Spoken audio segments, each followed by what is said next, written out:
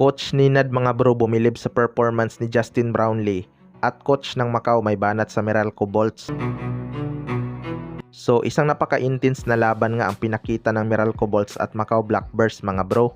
Umabot nga sa 20 points ang naging lamang ng Meralco Bolts sa third quarter dahil sa kanilang mainit na opensa. Pero hindi nga nawala ng pag-asa ang Macau Blackbirds at kamuntikan pang makambak ang laban. Nag-slow down kasi ang kanilang opensa noong na-injured si Rondy Hollis Jefferson.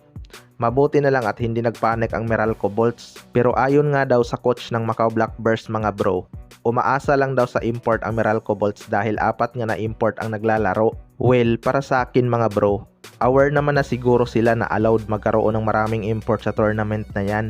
Nasa sa kanila na lang yan kung kukuha sila ng import o hindi, 'di ba?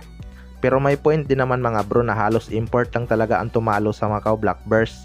Kung hindi nga na-injured si Rondy Hollis Jefferson, baka dinomina pa nila ang laban na yon.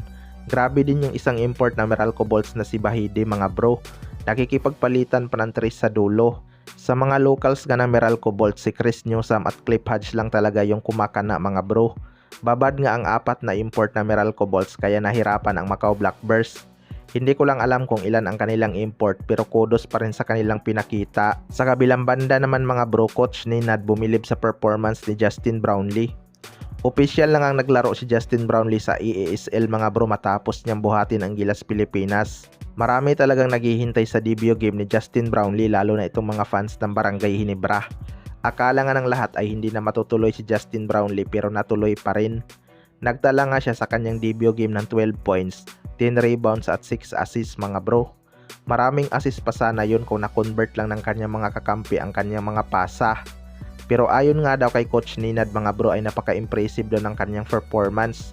Totoo nga daw na kayang palakasin ni Justin Brownlee ang isang team.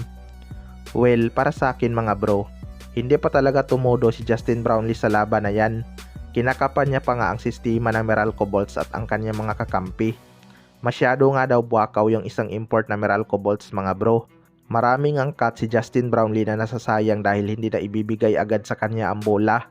Makikita mo din kay Justin Brownlee na team player talaga to. Marami nang ang panira na sana ni Justin Brownlee pero pinapasa niya pa sa kanyang mga kakampi. Mabuti na lang din talaga at nakasurvive sila sa potential comeback ng Macau Blackbirds. Baka maglalabasan na naman ang mga basher ni Justin Brownlee kung natalo pa sila dun dahil umabot na nga sa 20 points ang kanilang lamang. Clutch din yung isang dunk ni Justin Brownlee mga bro para makuha ang momentum. Kayo mga bro, ano masasabi nyo tungkol dito?